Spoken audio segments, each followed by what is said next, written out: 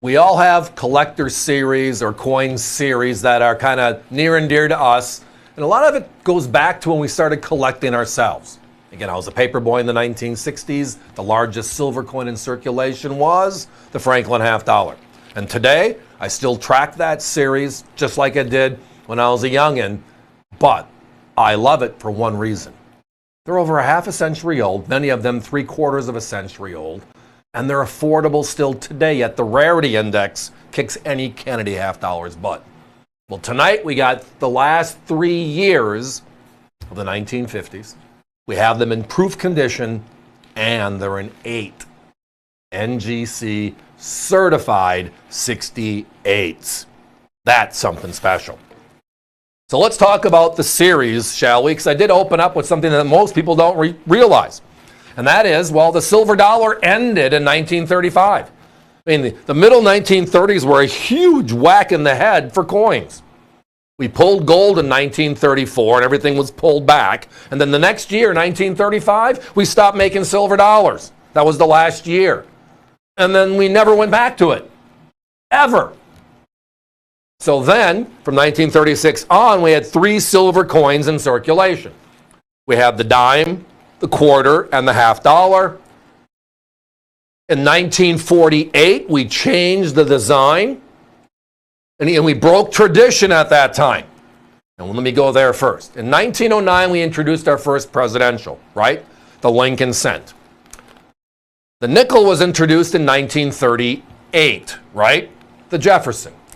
The dime was introduced in 1946, right? The Roosevelt. The quarter was introduced in 1932, the Washington. And then we're going to change the half dollar design from the Walking Liberty to, not a president, but probably the greatest of our colonial founding fathers, the diplomat and scientist, Benjamin Franklin. How about that?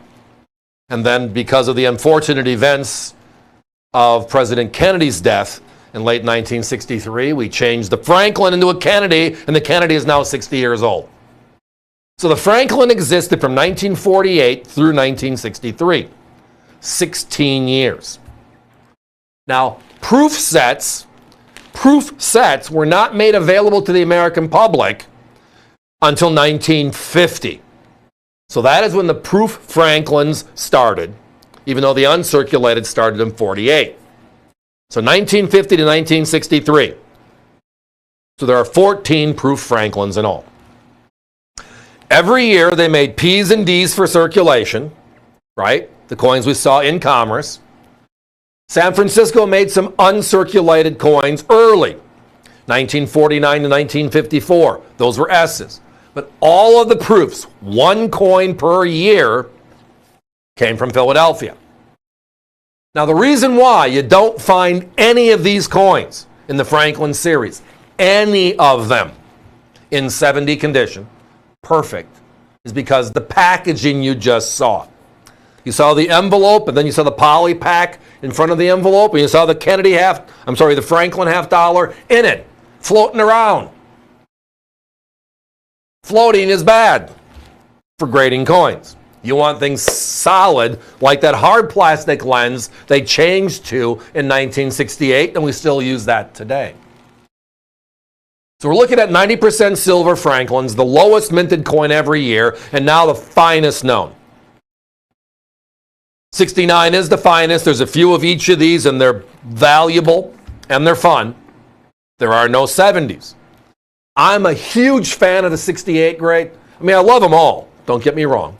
But favorite inside of a favorite. It's like saying I love my kids, but which one's my favorite? That's not a fair question. But then you gravitate to talk about one of them. Ha, ha, ha, right? In 67 grade, when all these become very special. And again, look at that poly pack. That's how they were stored. The coins floated. You saw it float up and down just by turning it over. It doesn't move in the hard plastic. So as I was saying, in 67 grade, and higher, you're in the 1% club. 99% of the coins known are in lesser condition. A great thing. There's something, though, that's always been an axiom in coinage over the last 40 years that NGC and PCGS have been out there. And it's more today than it was 30 years ago. And that is when you start seeing the separation in grades.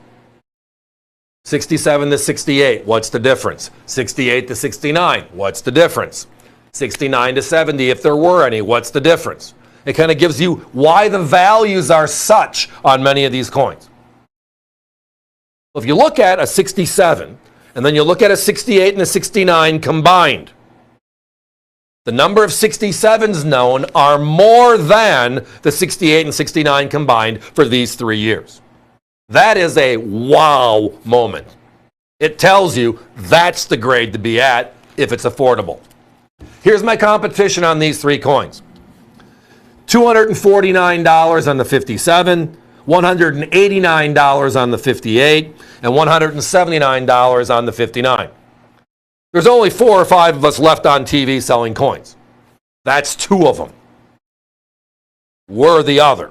And look at our prices, $79.95, and they are the real coins, just like their coins are the real coins. We're here to sell lots of coins tonight. I don't know what their business plan is, but maybe their plan is to sell 2. Let's talk for a while and sell 2. It's their choice. We're not bashful. We want to sell coins. We're going to price them properly, get you the good stuff, get you the great grades. Everybody wins. Here are some numbers, right? 1957 and 68 and 69 combined, the 2 finest grades. No 70s. 15,189. 1958, ding, ding, ding, 7,600. 1959, 9,300. So 2 of the 3 here are less than 10,000 coins known to exist. They've already certified more than 10,000, 2,025 proof silver eagles in 70. Our price is the best in the country at $149. And yeah. And these are big half dollars. In proof, excessively rare. As I referenced, take those numbers I just gave you and add 20,000 plus to it. That's the 67 and up number. This is just special. Guys, give me a 30-second clock.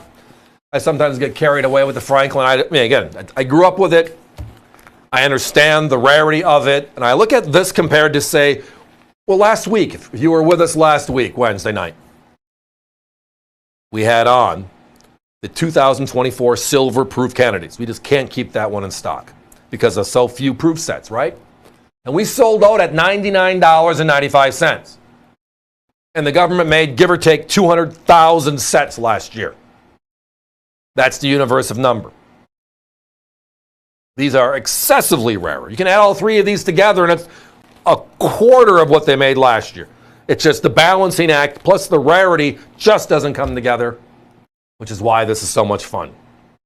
The your choice means if you only want the 59, that's okay.